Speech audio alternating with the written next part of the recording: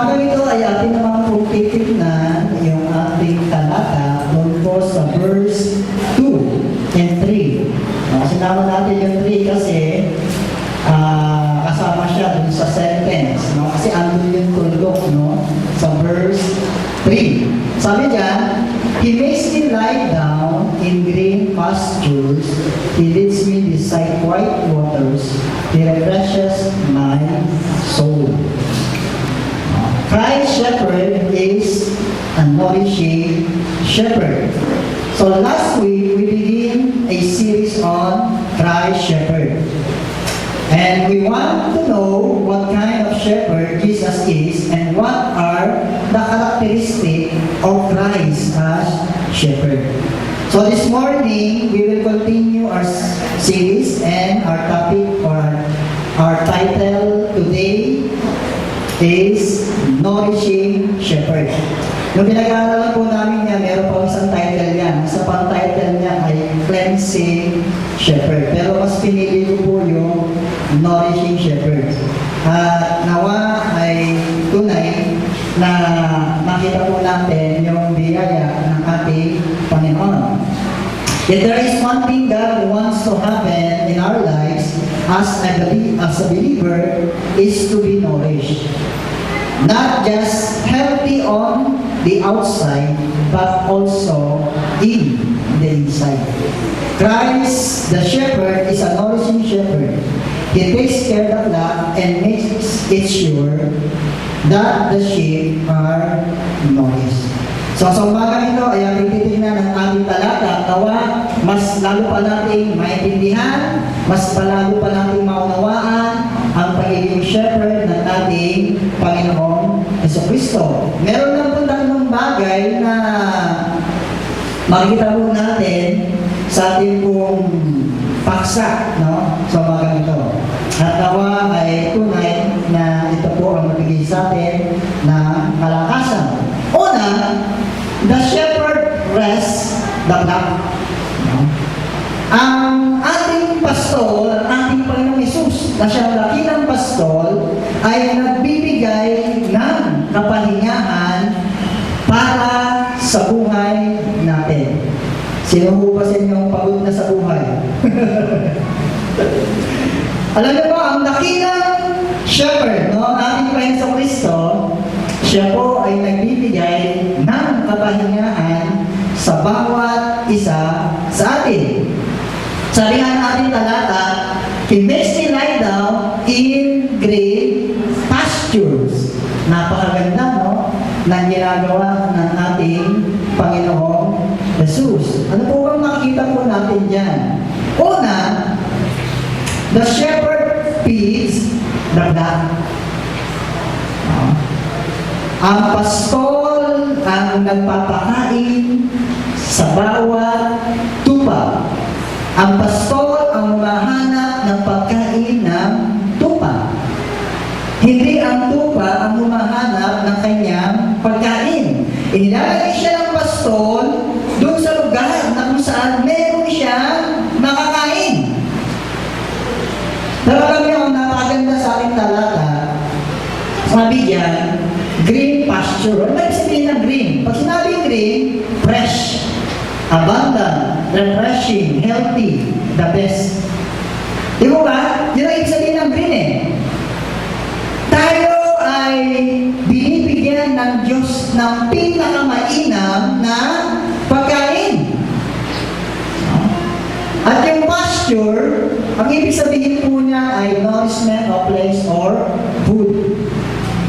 So pag sinabing, He makes me lie down in green pasture, tayo ay pinapakain ng Diyos, hindi lang basta pinapakain, kundi pinapakain ng healthy food. Mga kapatid, healthy food. Yan ang pinapakain sa atin ng Diyos. Kaya lang sa panahon natin, uso na ang tinatawag natin junk food.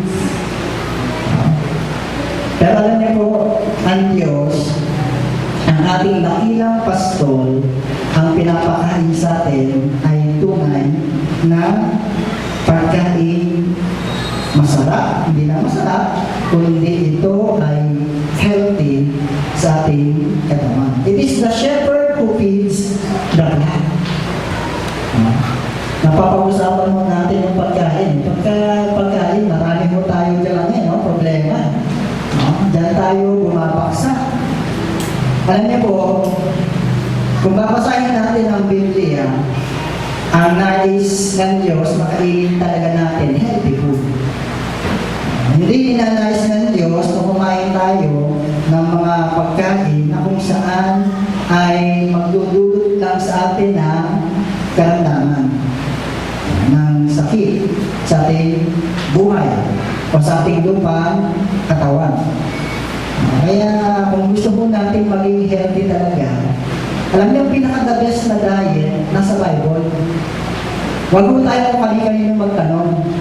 Basahin niyo lang po ang Bible, makita niyo kung paano makakain ng tama, ng maayos, sapagkat tinuturo din naman dito kung paano tayo kakain.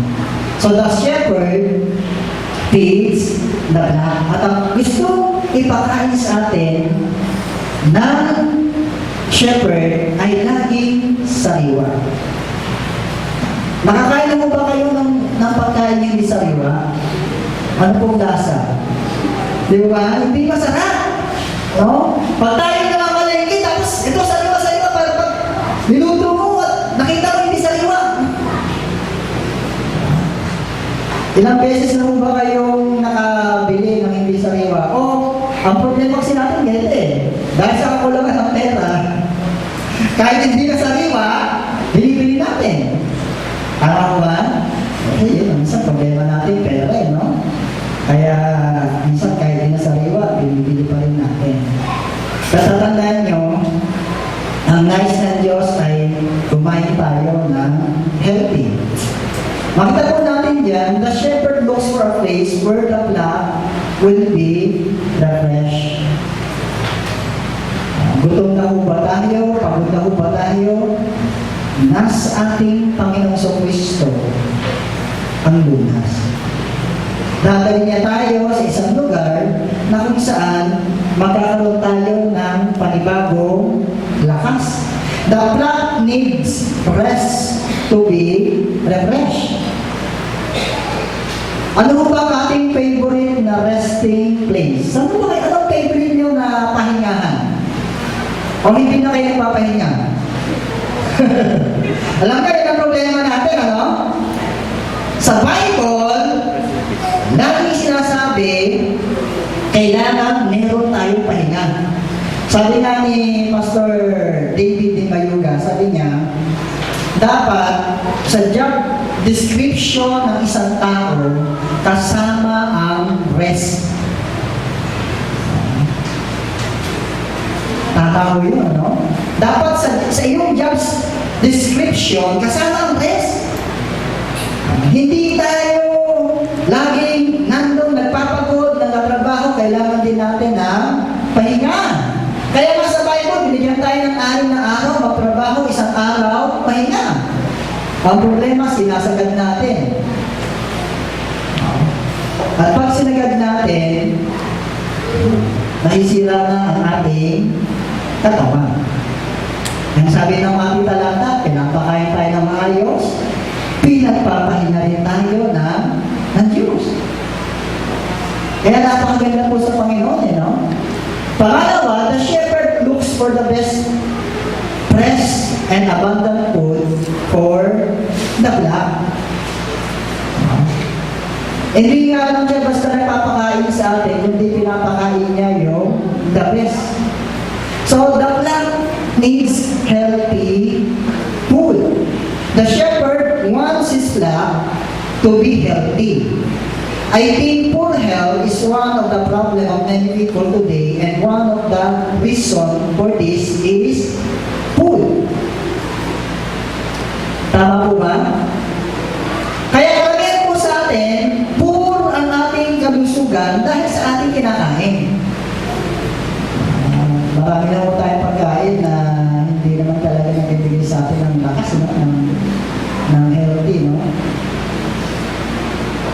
At minsan daw, mali daw yung ano natin yung diet natin. May narinig ako, mas tama daw yung diet ng Chinese and ng Japanese. Na pag kumakain sila, meron silang tea o hot tea. Kasi pag kumakain tayo, ang harap natin malamig na tubig. At yung malamig na tubig daw ay nagpapaano sa taba, hindi niya tinutunaw.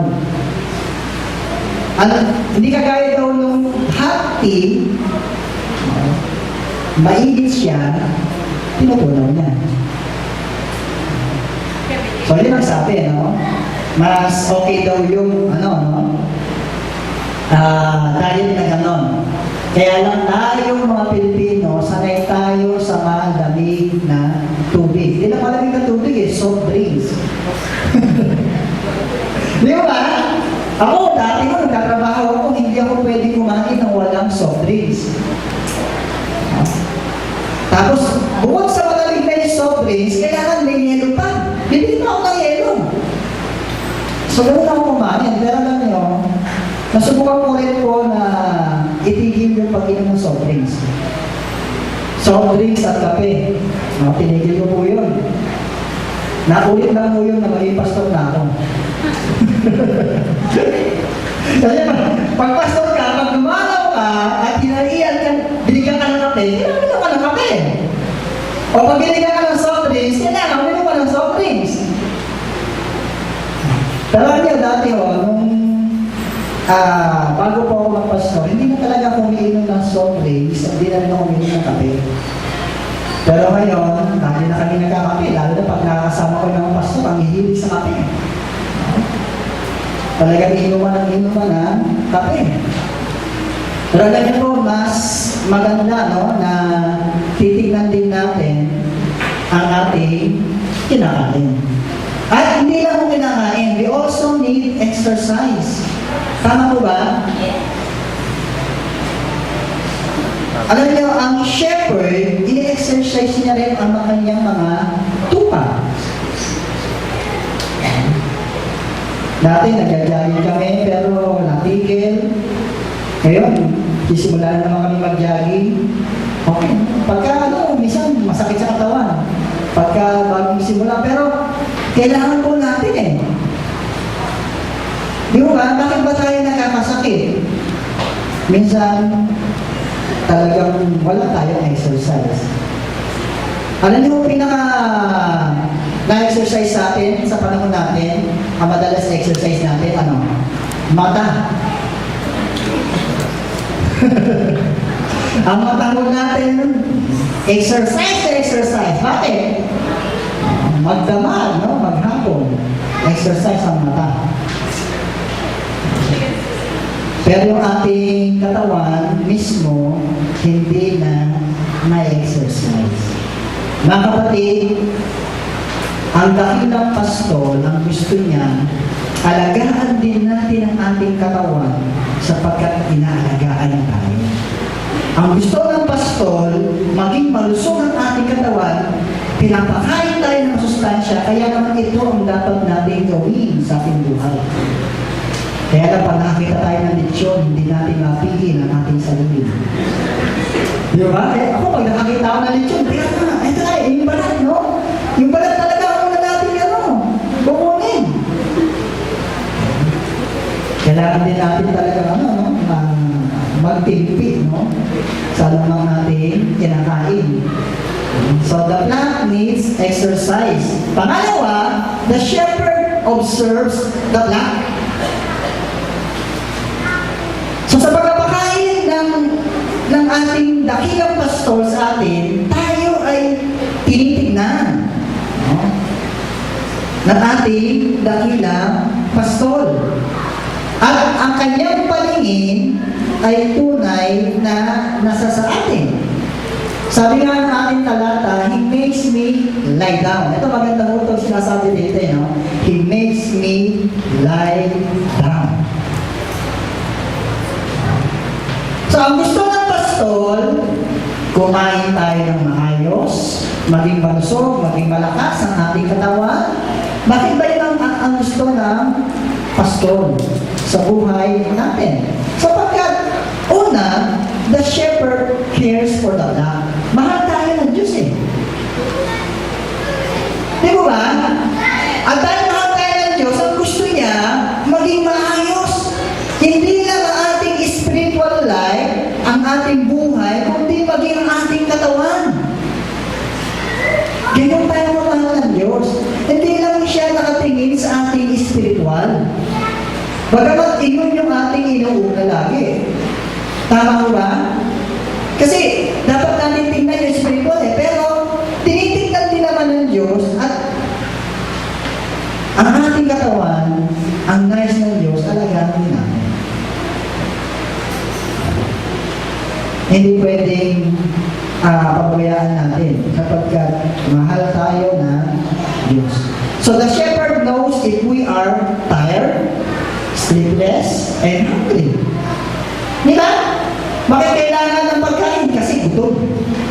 Bakit kailangan ng pahinga? Kasi pagod. Bakit kailangan ng tulog? Kasi puyat. Sino sa atin madalas puyat? So if we are, or whatever that makes us down, the shepherd knows it and he cares for us. So ano man yung nagpapabaksak sa atin, alam ng shepherd yan. At ang napakaganda, mahal tayo ng Diyos. At ano man yung mga bagay na nagpapahina sa atin, nagpapabaksak sa atin, alam niya yan. At siya ang kakalingan sa atin. Siya yung magbibigay ng lakas para sa atin. Because He cares, for us. At hindi na tayo iiwanan o mapabayaan. Hindi lang mo yun. The shepherd strengthens the flock. Ang gusto ng dakilang pastol, kaya tayo binibigyan ng mas maayos na pagkain, kaya tayo binibigyan ng malakas na katawan para maging matatag tayo. Para maging malakas tayo. Because He wants to examine the condition of the sheep. Sabi ron, He makes me lie down. Bakit ba pinapahiga yung tupa? Una, in-examine. Tinitingnan, baka nasugatan, o baka ang alaga ko, may sakit, di ba?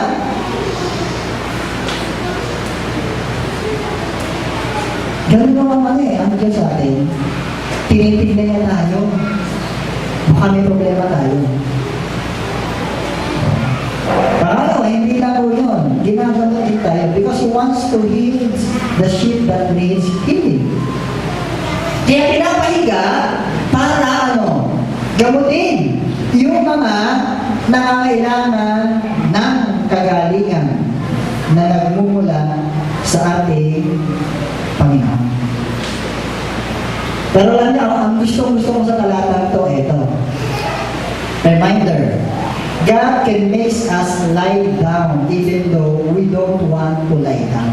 Ang sabi ng ating talata, He makes me lie down. Ibig sabihin, sa ayaw mo sa gusto, pwede kang pahigain ng Diyos. Kaya yung matitigas sa ulo. Sa ayaw sa gusto natin, pwede kang pahigain ng Diyos. Yung parang sabi nun He makes me lie down.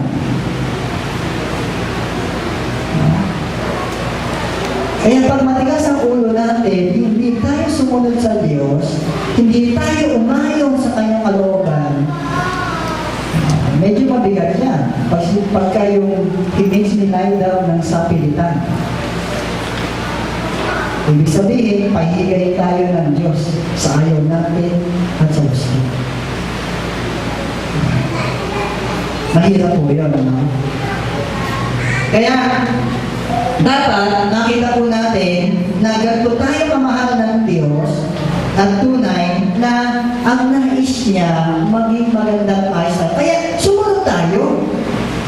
Kasi, pag hindi tayo sumunod, pwede tayong pahigain ng Diyos sa ayaw natin at sa gusto. Because He is our shepherd. At katulad nga ng ating sinabi ng nakaraan, He is the powerful shepherd. Wala tayong panalo sa Diyos. Huwag niyo sabihin, malakas ang iyong katawan. Huwag niyo sabihin, ako ang hari ng aking sarili. Hindi ako magkakasakit. Pag kayo pinahiga ng Diyos, patay kayo. Di po ba? Walang pwedeng hindi may mapahiga ang Diyos. Kaya kailangan po natin, makita natin siya ang ating shepherd, at ang shepherd ang gusto niya, maging maayos tayo. Kaya naman, umayos din tayo sa buhay natin. Huwag tayong magpasaway sa Kanya. Sapagkat kaya niya tayong pahigain, ano bang oras niya naisip. Pero maganda naman, di ba? Pag pinapahiga, gusto niya, examine tayo. Pag pinapahiga, gusto, pagalingin tayo. Dalawang bagay lang mo yun. Pwedeng examine tayo or pagalingin tayo ng Diyos. So yan ang ating shepherd. Nagpapakain for us to be nourished.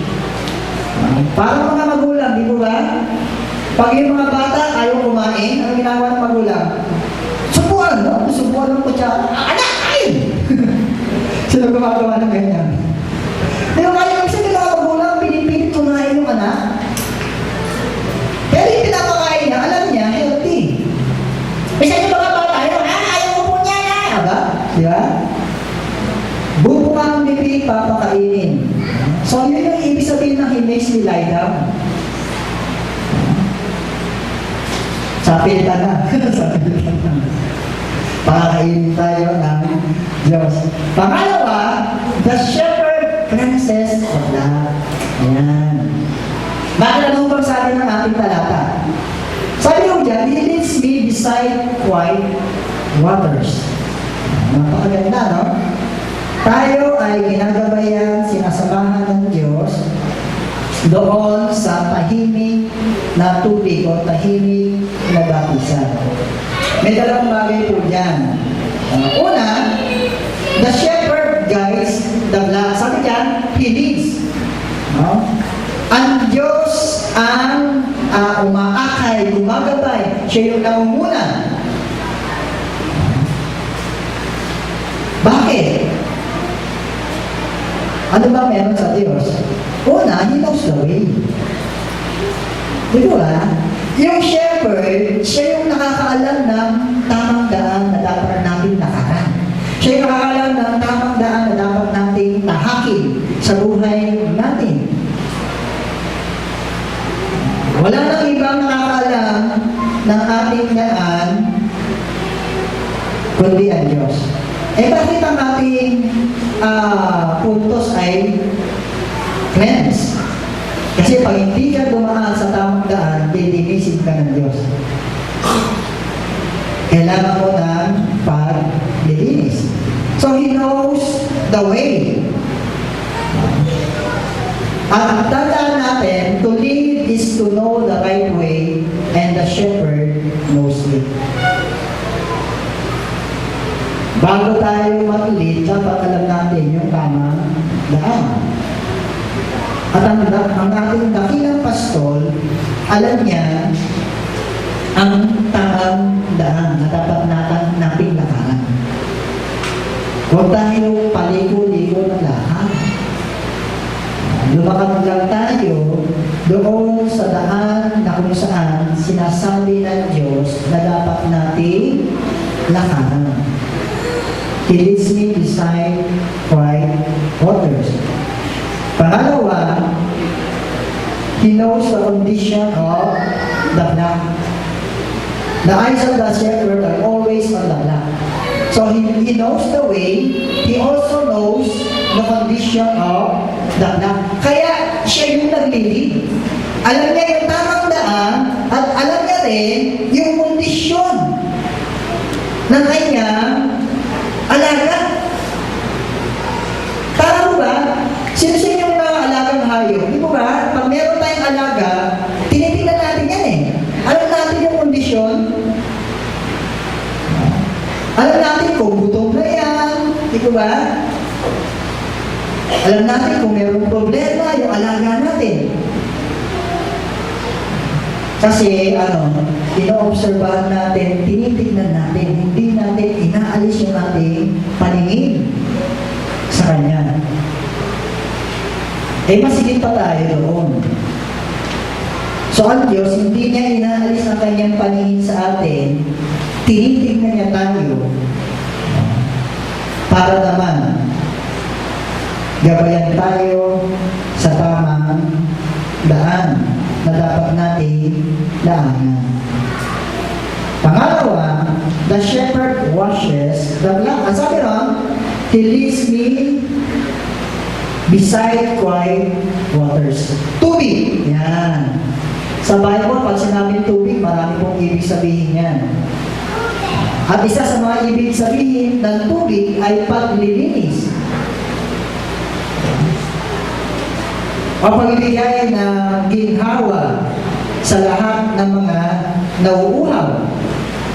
At dito, dinadala ng shepherd ang mga tupa. Alam nyo, quiet means it is still, calm, silent, and peaceful. It is also means deep, clean, and mirror. Yung po yung sabihin ng quiet waters. Ibig sabihin, tahimik, malalim, isang tubig o batis na kung saan ma-reflect mo ang iyong mukha. Katulad ng salamin. So the shepherd wants the flock to be enthusiasm. Kaya dinadala doon sa tubig para yung tupa magkaroon ulit ng panibagong lakas, ng panibagong sigla. Kasi habang nagpapasto yan, habang naglalakad, habang nagaganap, napapagod. Ang dahil pagod na, dadaling kayo ng shepherd sa tahimik na batisan para magpanibagong lakas. Alam nyo, isa mga kapatid, kailangan natin ang pagpapanibagong lakas. At ang Diyos ang nagbibigay ito sa atin. He leads us in quiet water. It is very refreshing to take a bath using clean, fresh water. Tama po ba? Naranasan niyo bang paligo doon sa bukal?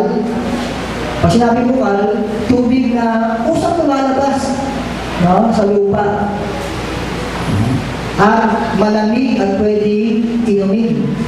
Yun ang bukal.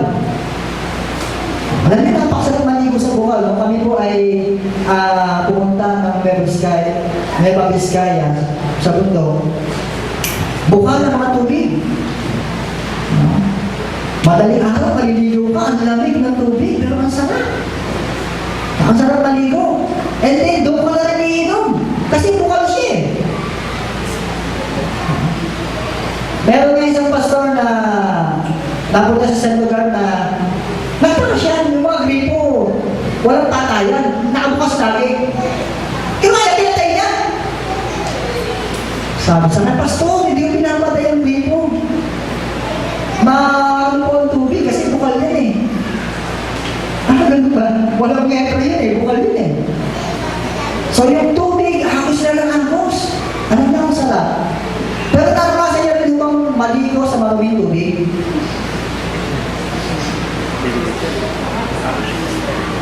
Di ba? Pag naligo sa maruming tubig, parang hindi ka mapakali, parang nangangatikan. Yung bata, siya na lang ng marumi, di ba? Alam niya nung bata kami, sa Manila, ang likod bahay po namin ay Ilog San Juan.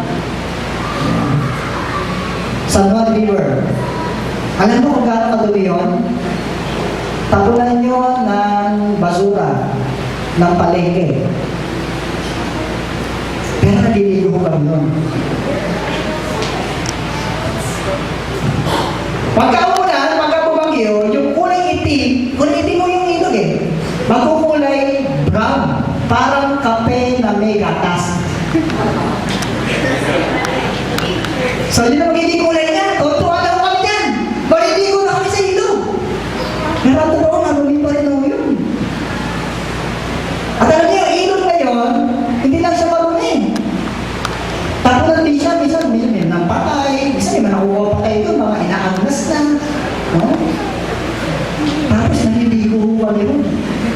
Basta pag naisip ko yun, bata ako, ligo ko lang ligo ko, no? Pero ngayon, pag-isip mo, makakaligo ka pa kaya ngayon doon? Sa dumi? Di ko ba? Masarap maligo doon sa malinis. Kasi ma-refresh po tayo. Kaya, ang pastol, dinadala tayo sa malinis na baptism. For us to be refreshed. No? Ganyan din naman, the shepherd wants the flock to be unspotted. Ayan. Sabi nga yung tubig, isa yung gamit sa paglilinis. Kaya dahil dinadala ng pastol sa baptism para linisin. The shepherd always wants his sheep to be perfect. Alam niyo po mga kapatid, ang nais ng Diyos sa buhay natin, maging malinis tayo sa kanyang harapan. Kaya naman, dinadala tayo ng Diyos sa tahimik na baptisan para tayo ay linisin. Sabi ko nga sa inyo, yung quiet waters, pwede yung, mirror. Which means that we should always look at ourselves if we are worthy before the Lord. Ang pagpunta doon sa quiet waters ay pagsalamin sa ating sarili. Ako ba'y karapat-dapat sa Diyos?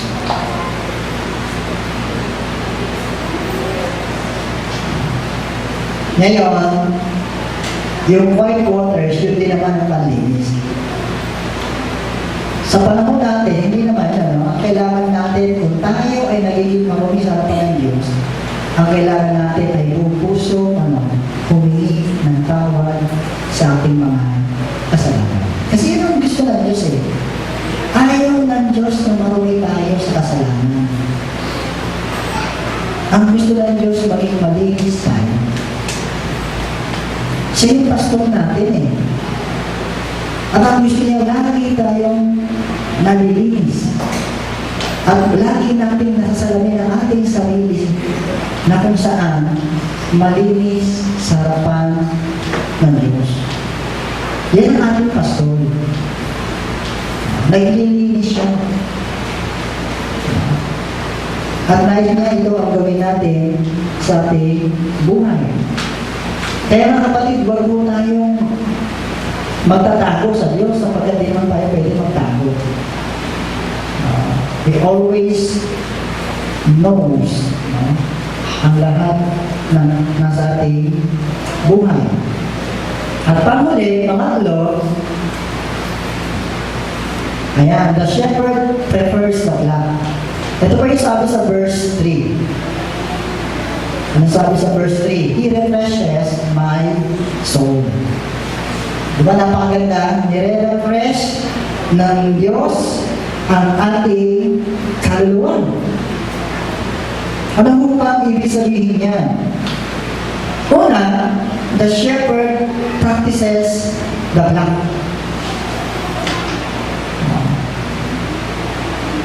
Sabi ko nga sa inyo, ang ating mga alaga, sinasanay natin yan. Di ba? Pag kayo nag-alaga ng aso, sasanayin nyo yan na dumumi sa labas ng bahay, hindi sa loob. Tama? Pinapractice yan eh. So, may mga pakanong dyan kung paano gagawin, no? Kailangan tuta pa lang, alam niya na yun. Kasi pag kayong aso, lumaki na, at doon siya sa loob ng bahay dumudumi, ako, problema niya na yan. Kailangan pa lang tuta pa lang. So, i-practice mo na siya, tuta pa lang, dumudumi na siya. Ganun din sa pag-alaga ng tupa, pinapractice siya ng mga pastor. Nung nag-alaga ako ng kalapate, gumagawa kami ng trapdoor, pinapractice namin yung kalapate, o pasok dyan. Labas, pasok, labas, pasok. So, alam niya na pwede siyang pumasok sa trapdoor, pero hindi niya pwede lumabas sa trapdoor. Kaya pagka palipalin na yun, kahit nakasarado yung pinto, pag nakita niya yung trapdoor, doon siya papasok. Kasi na-practice niya na. Alam niyo po mga kapatid, Ganyan din po tayo sa ating buhay. Nire-repress tayo ng Diyos para, i-practice. Bakit? Sheep needs to learn. Kailangan matuto tayo. Kung tayo man ay nagkamali, dapat tayo matuto. Para ma-refresh tayo.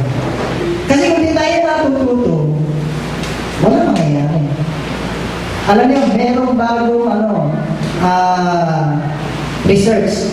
New research has revealed sheep are far more intelligent than they have previously been given credit for.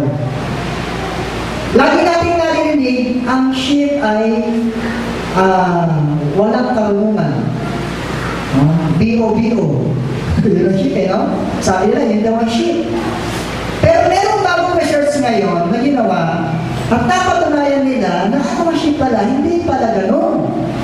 Madali na rin pala.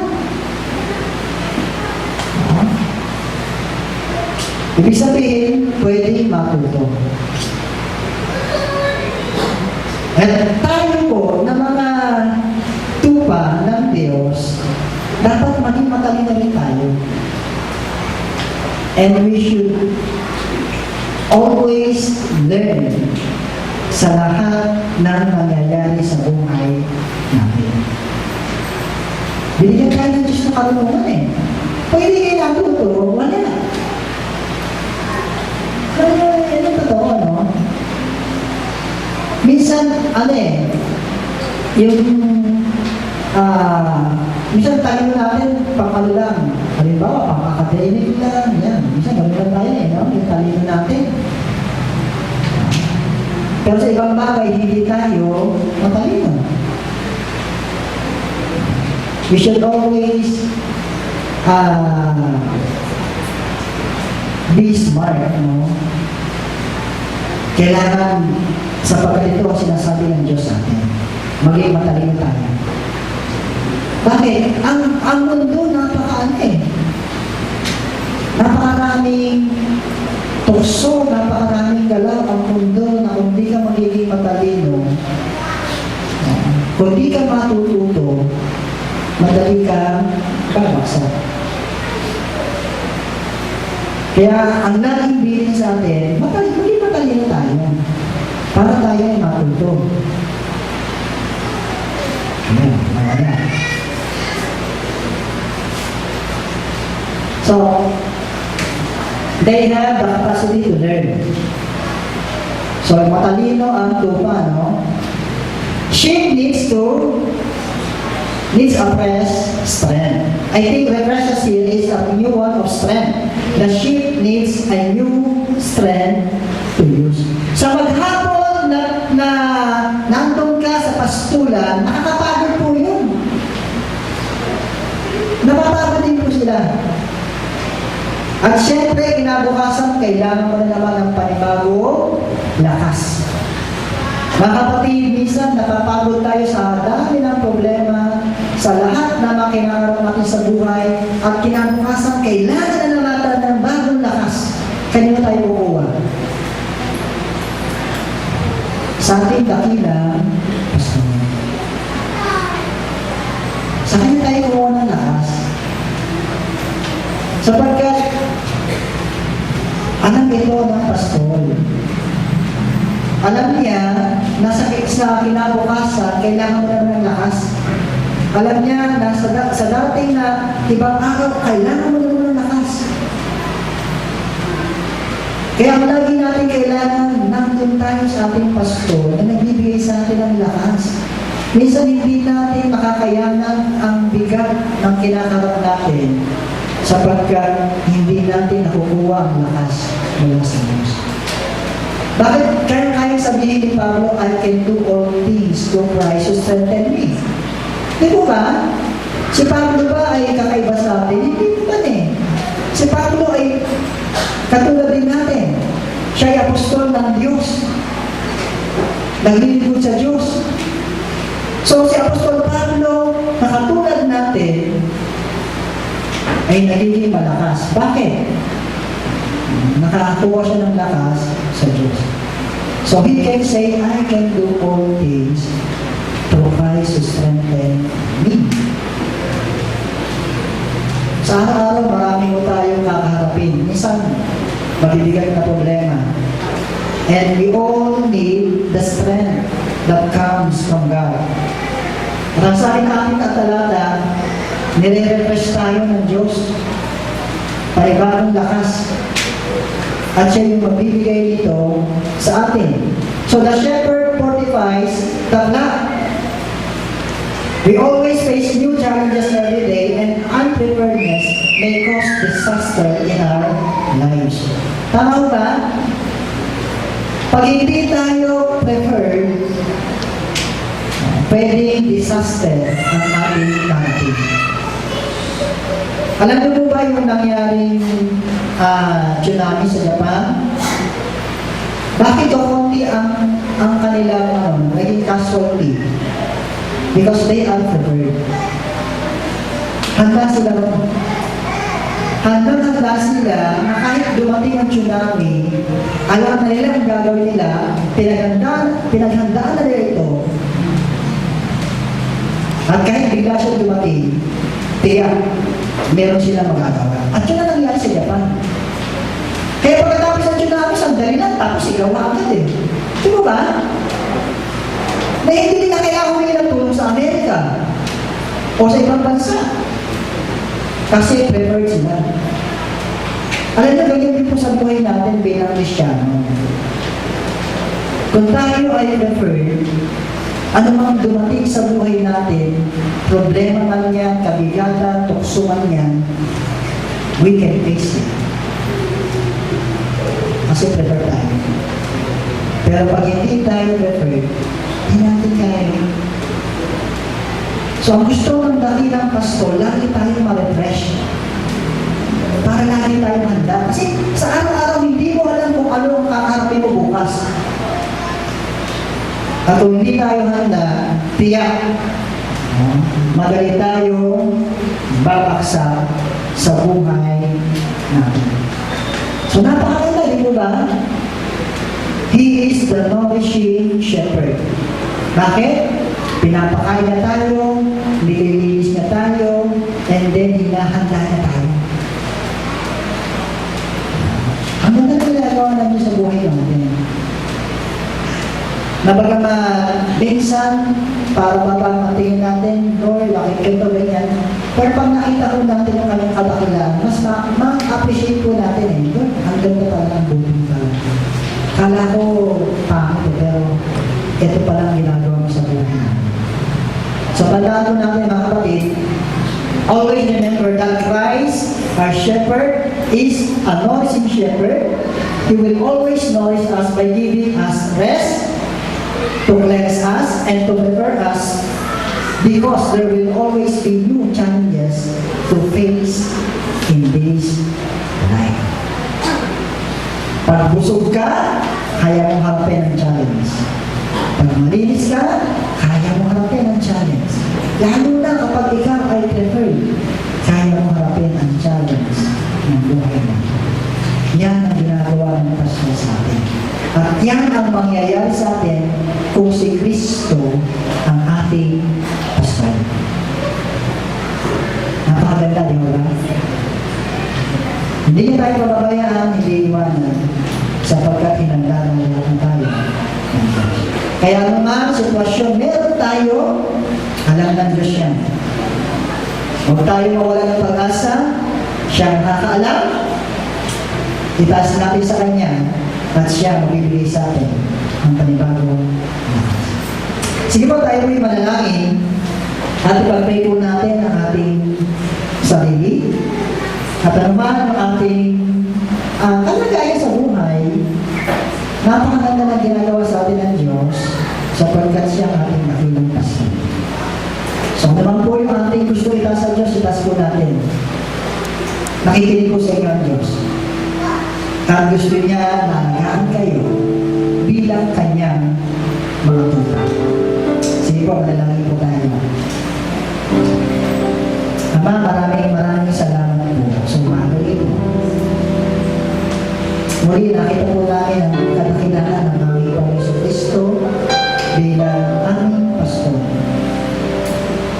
He is not only a powerful shepherd, but he is also a nourishing shepherd. Kaya maraming salamat po.